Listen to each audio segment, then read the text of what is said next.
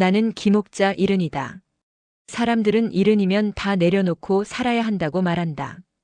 욕심 부리지 말고 조용히 자식들 눈치 보며 살라고. 나도 그렇게 믿었다. 아니, 믿으려고 애썼다. 남편이 먼저 떠난 뒤로 내 인생은 두 아들을 중심으로 돌아갔다. 새벽에 일어나 식당 문을 열고 밤늦게까지 설거지를 하며 번 돈은 모두 아이들 몫이라고 생각했다. 집도 그랬고 땅도 그랬다. 내 이름으로 가진 게 있다는 사실이 괜히 불안했다. 혹시라도 자식들 앞길에 짐이 될까봐 하나둘씩 그들 이름으로 돌려놓았다. 엄마는 괜찮아. 그 말을 입에 달고 살았다. 사실은 괜찮지 않았다. 허리도 아프고 무릎도 성하지 않았지만 엄마가 아프다고 말하면 자식들이 부담스러워할까봐 참았다. 엄마는 원래 그런 존재라고 스스로를 설득했다. 어느 순간부터 전화가 줄었다. 바쁘다는 말이 늘었고 얼굴 보는 날도 뜸해졌다. 그래도 이해했다. 다들 먹고 살기 바쁘니까. 그렇게 생각하지 않으면 견딜 수가 없었다. 그러던 어느 날 큰아들이 말했다. 엄마, 요즘 혼자 계시는 거 위험해. 그 말이 왜 그렇게 서늘하게 들렸는지 그땐 몰랐다. 걱정인 줄 알았다. 효도라고 믿었다. 며느리는 웃으며 말했다. 요양원이 얼마나 좋은데요. 친구도 많고 밥도 잘 나오고. 그날 밤 나는 잠을 이루지 못했다. 요양원이라는 단어가 머릿속에서 떠나지 않았다. 아직 걸을 수 있고 밥도 해 먹을 수 있는데 왜 내가 거길 가야 하는지 스스로에게 수십 번을 물었다. 하지만 다음 날, 또 그 다음 날 자식들은 같은 말을 반복했다. 내 안전을 위해서라고, 나를 위해서라고. 결국 나는 작은 여행 가방 하나를 챙겼다. 혹시 금방 돌아올지도 모른다는 생각에 많은 걸 넣지 않았다. 그게 내 인생에서 가장 어리석은 판단이었다는 걸 그때는 알지 못했다. 집을 나서던 날 나는 문고리를 한 번 더 잡았다. 이상하게 손이 떨어지지 않았다. 하지만 자식들은 재촉했고 나는 아무 말도 하지 않았다. 엄마니까. 참고 믿고 따라야 하는 사람이니까. 그날 이후 나는 알게 되었다. 사람은 나이가 들면 가장 먼저 짐이 된다는 사실을. 요양원에 들어온 첫날 나는 계속 스스로에게 말했다. 잠깐일 거야. 몸 좀 추스르고 나면 다시 집으로 돌아가겠지. 자식들도 그렇게 말했으니까. 나를 위해서라고, 정말 나를 걱정해서라고. 하지만 문이 닫히는 소리를 듣는 순간 가슴이 철렁 내려앉았다. 바깥에서 잠그는 소리였다. 그날 처음으로 깨달았다. 이곳은 병원이 아니라 머무는 곳이라는 걸. 아니, 나가는데 이유가 필요한 곳이라는 걸. 생활은 규칙적이었다. 너무 규칙적이라 숨이 막혔다. 기상시간, 식사시간, 약 먹는 시간까지 모두 정해져 있었다. 내가 몇 시에 밥을 먹고 싶다거나 언제 잠들고 싶은지는 중요하지 않았다. 사람들은 나를 이름 대신 방번호로 불렀다. 305호 어르신. 그 소리를 들을 때마다 내가 조금씩 작아지는 느낌이 들었다. 며칠 뒤 큰아들이 면회를 왔다. 나는 반가움보다 안도감이 먼저 들었다. 아직 나를 찾는 사람이 있다는 사실이 고마웠다. 하지만 그는 오래 머물지 않았다. 서류 몇 장의 서명만 받고는 바쁘다며 일어섰다. 엄마, 여기 계시면 우리가 더 마음이 편해. 그 말이 가슴에 박혔다. 너희가 편하려고 나를 여기 둔 거구나. 나는 물었다. 집은 괜찮니? 아들은 대답을 피했다. 그냥 걱정 말라는 말만 반복했다. 그날 밤 나는 잠을 거의 자지 못했다. 괜히 불안해서, 괜히 가슴이 답답해서. 며칠 후 요양원 직원이 말했다. 보호자분이 비용 관련해서 문의하셨어요. 그 말을 듣는 순간 머릿속이 하얘졌다. 보호자. 언제부터 자식은 보호자가 되고 나는 보호받아야 할 존재가 된 걸까? 그날 저녁 같은 방에 있던 노인이 조용히 내게 말했다. 처음엔 다 그래. 다들 금방 집에 갈 줄 알지. 그 말에 나는 아무 대답도 하지 못했다. 부정하고 싶었지만 마음 한쪽에서 이미 알고 있었기 때문이다. 요양원 침대에 누워 천장을 보며 생각했다. 평생 자식들을 지켜준 사람은 나였는데 왜 마지막 선택권은 내게 없는 걸까? 그때부터였다. 이곳이 내 선택이 아니었다는 사실이 하루하루 나를 더 외롭게 만들기 시작한 건 요양원 생활에 익숙해질수록 마음은 오히려 더 불안해졌다. 하루가 지나고 이틀이 지나도 자식들은 오지 않았다. 처음엔 바쁜가 보다 했다. 나도 평생 바쁘다는 이유로 부모를 자주 찾아뵙지 못했던 사람이니까. 그렇게 이해하면 마음이 조금은 편해질 줄 알았다. 하지만 이상한 일들이 하나둘 눈에 들어오기 시작했다. 면회실에서 들려오는 다른 어르신들의 이야기였다. 누군가는 집을 정리했다는 말을 했고 누군가는 통장 이야기를 꺼냈다. 다들 처음엔 몰랐다고 했다. 자신이 여기 들어오는 동안 밖에서는 이미 모든 게 정리되고 있었다고.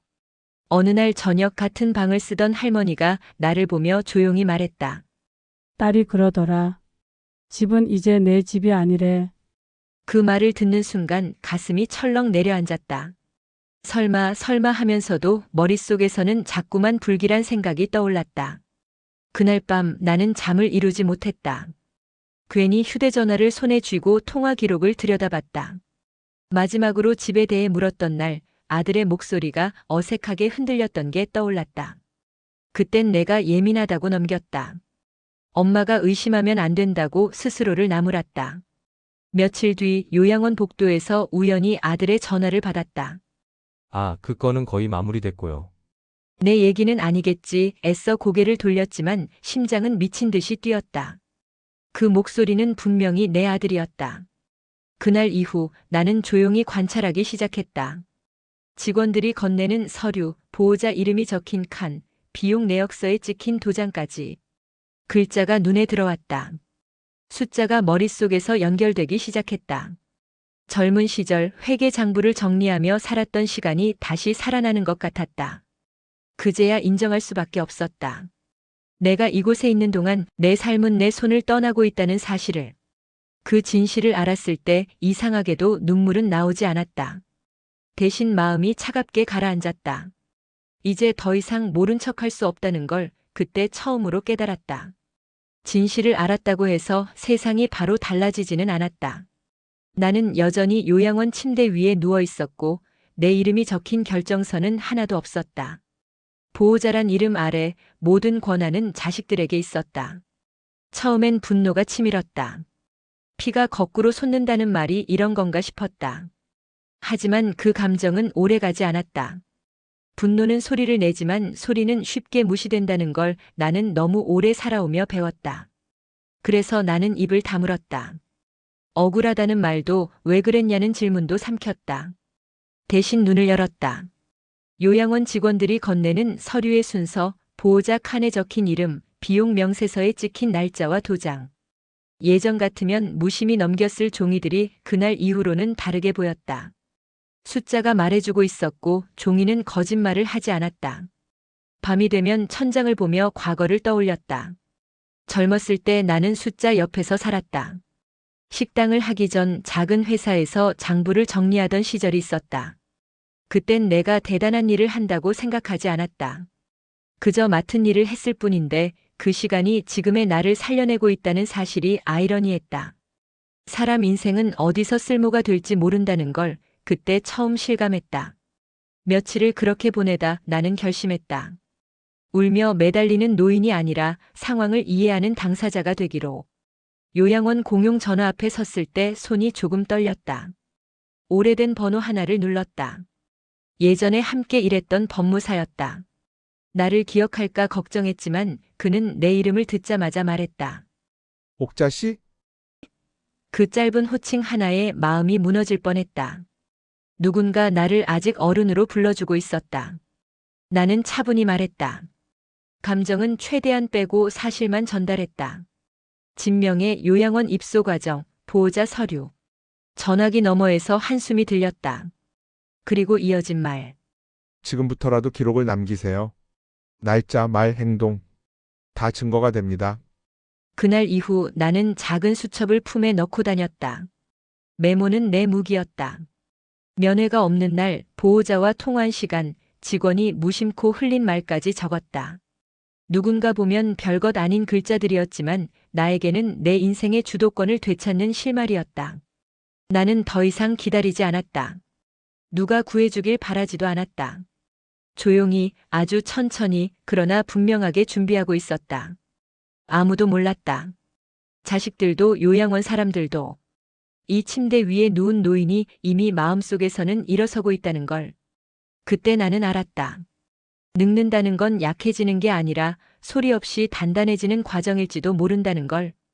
그리고 이제 나는 다시는 아무것도 모른 채 끌려가지 않을 준비를 끝내고 있었다. 조정이 열리는 날 아침, 나는 요양원 차량에 올랐다. 차문이 닫히는 소리가 유난히 크게 들렸다. 창밖을 보니 평소와 다를 것 없는 거리였다. 사람들이 오가고 가게 문이 열리고 신호등은 제때 바뀌고 있었다.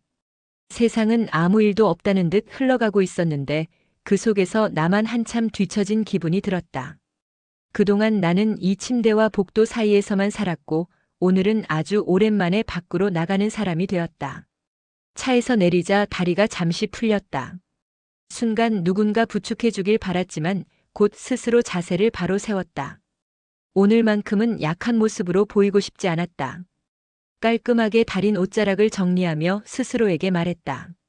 괜찮다. 여기까지 잘 왔다고. 회의실 문 앞에 섰을 때 심장이 조금 빨라졌다. 문을 열자 두 아들이 이미 자리에 앉아 있었다. 그들은 나를 보자마자 시선을 피했다. 반가움도 걱정도 아닌 어색함과 귀찮음이 섞인 표정이었다.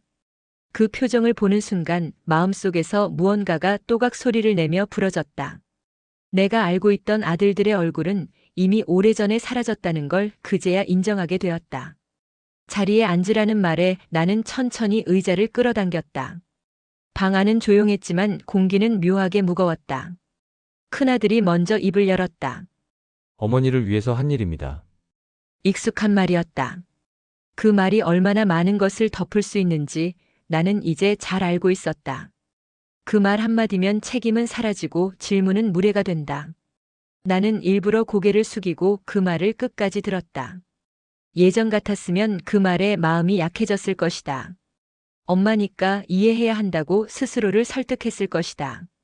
하지만 오늘은 달랐다. 나는 더 이상 설득당하지 않기로 마음먹고 이 자리에 앉아 있었다. 조정위원이 내 쪽을 바라보며 조심스럽게 물었다. 어머님, 하실 말씀 있으신가요? 그 질문을 기다리고 있었다. 나는 천천히 고개를 들었다. 손에 쥔 서류가 살짝 떨렸지만 숨을 한 번 고르고 입을 열었다. 감정을 섞지 않으려고 애썼다. 울음이 섞이면 말이 가벼워질까봐 두려웠다. 나는 준비해온 종이들을 차례로 꺼냈다. 입소 날짜, 보호자 서명, 통화 기록, 비용 명세서. 하나하나 짚어가며 짧게 설명했다. 말은 많지 않았지만 종이는 거짓말을 하지 않았다. 방 안의 공기가 조금씩 변하는 게 느껴졌다. 아들들의 얼굴이 굳어갔고 그제야 그들은 처음으로 나를 똑바로 보기 시작했다. 엄마가 아니라 판단하는 사람으로. 그 시선이 늦게 와서 서운했지만 이상하게도 마음은 차분했다. 나는 더 이상 그들의 인정을 바라지 않았다. 오늘 이 자리는 화해를 구걸하는 자리가 아니었다. 내 선을 분명히 긋기 위한 자리였다. 조정위원은 서류를 다시 한번 훑어본 뒤 잠시 침묵했다. 그리고 말했다. 이건 단순한 오해로 보기 어렵습니다. 그 말이 떨어지는 순간 나는 비로소 깊게 숨을 들이마셨다. 가족이라는 이름 뒤에 숨겨진 얼굴을 나는 그날에서야 끝까지 마주하고 있었다. 조정실 문을 나서는 순간 다리에 힘이 풀려 잠시 벽에 손을 짚었다. 회의실 안에서는 끝내 아무도 나를 붙잡지 않았다. 어머니라는 말도 잠깐만요라는 말도 없었다. 문이 닫히는 소리가 등 뒤에서 낮게 울렸고 그 소리는 내가 한 시대를 완전히 지나왔다는 신호처럼 느껴졌다. 가족이라는 이름으로 이어져 있던 관계는 그 문과 함께 잠시 멈췄다. 복도를 걷는데 발걸음 소리가 유난히 크게 들렸다. 구청 특유의 회색 바닥, 벽에 붙은 안내문, 멀리서 들려오는 다른 민원인들의 목소리. 그 모든 것이 현실이라는 걸 자꾸만 확인시켜 주었다. 이상하게도 마음은 생각보다 고요했다. 억울함도 분노도 잠시 숨을 고른 뒤엔 조용히 가라앉았다. 대신 오래 묵혀두었던 침묵이 서서히 풀려나오는 기분이었다. 나는 의자에 잠시 앉아 가방을 열었다. 그 안에는 약봉지와 지갑, 그리고 오래된 사진 한 장이 있었다. 젊은 시절 아이들을 양쪽에 끌어안고 찍은 흑백 사진. 그 사진 속 나는 웃고 있었고 아이들은 나를 올려다보고 있었다. 그 시절의 나는 그저 가족이면 다 되는 줄 알았다. 참고 버티는 게 엄마의 몫이라고 믿었다. 하지만 오늘에서야 깨달았다. 참는다는 건 사랑이 아니라 침묵을 강요받는 일이었다는 것을. 밖으로 나오자 오후 햇살이 생각보다 따뜻했다. 겨울 끝자락의 햇빛은 약했지만 분명히 존재했다. 나는 잠시 하늘을 올려다봤다. 오랜만에 고개를 들고 세상을 본 기분이었다. 그동안 나는 늘 아래만 보고 살았다. 눈치 보고 사과하고 이해하려 했으며. 오늘은 달랐다. 누군가의 딸이나 엄마가 아니라 한 사람으로서 서 있었다. 전화벨이 울렸다. 요양원에서 온 전화였다. 어머님 괜찮으세요? 그 한마디가 가슴을 울렸다. 피로 맺어진 가족보다 지금의 나를 걱정해주는 사람이 있다는 사실이 낯설면서도 고마웠다. 나는 괜찮다고 답하며 곧 돌아가겠다고 말했다. 전화를 끊고 나니 돌아갈 곳이 있다는 사실이 처음으로 안정감 있게 느껴졌다. 버스 정류장에 앉아 기다리며 나는 생각했다.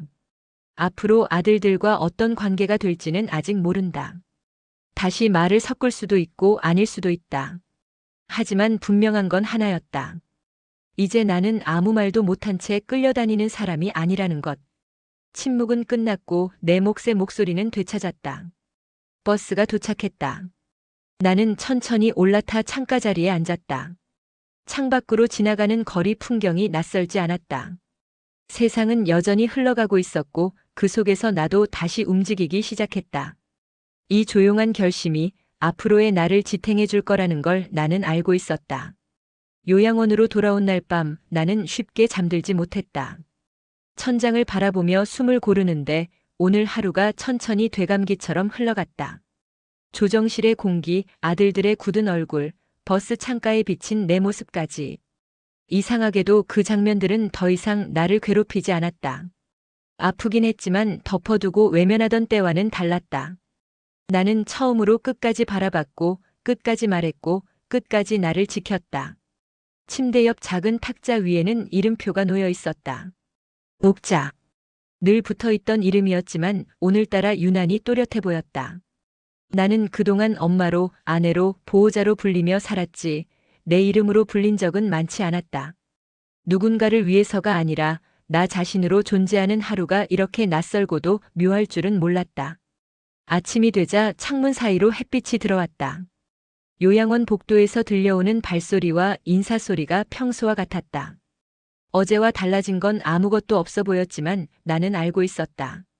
오늘부터는 다르다는 걸. 나는 식당으로 내려가 천천히 밥을 먹었다. 반찬의 맛이 특별하진 않았지만 씹는 동안 마음이 급하지 않았다. 누군가의 눈치를 보지 않고 내 속도대로 하루를 시작하고 있었다. 식사를 마치고 마당에 나가 벤치에 앉았다. 겨울을 넘긴 나무들은 아직 앙상했지만 가지 끝에는 작은 기운이 올라오고 있었다. 그걸 보며 나는 문득 웃음이 났다. 나도 저 나무들처럼 늦었지만 다시 시작하고 있다는 생각이 들어서였다. 나이가 들면 모든 게 끝난다고들 말하지만 끝이 아니라 방향이 바뀌는 거라는 걸 이제 알겠다. 아들들에게서 연락은 오지 않았다. 휴대폰은 조용했고 그 조용함이 오히려 마음을 편하게 했다. 예전 같았으면 불안해하며 기다렸겠지만 지금은 달랐다.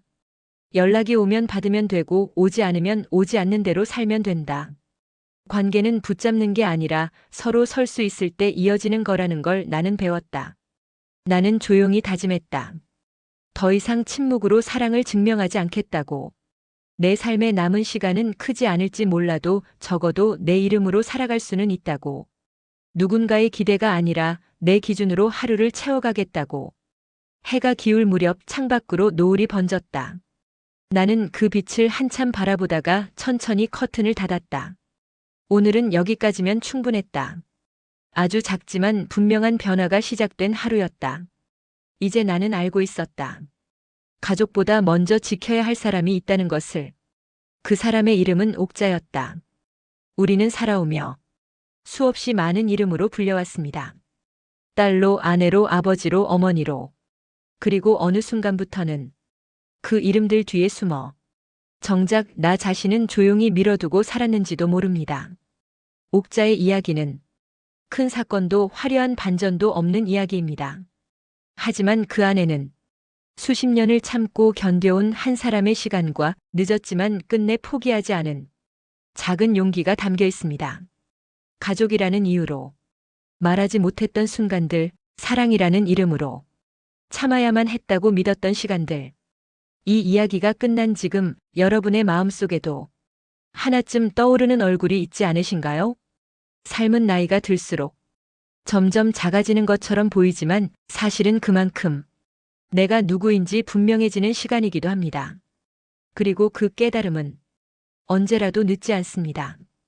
오늘의 이야기가 여러분께 작은 위로가 되었거나 아니면 오래 묻어두었던 마음을 잠시라도 돌아보게 했다면 구독과 좋아요로 함께 해주세요.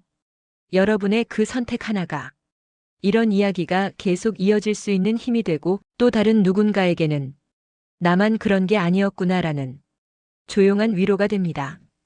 다음 이야기에서도 우리는 화려하지 않지만 진짜인 살, 말하지 못했던 마음, 그리고 끝내 자기 자신으로 남는 사람들의 이야기를 천천히 정직하게 전해드리겠습니다.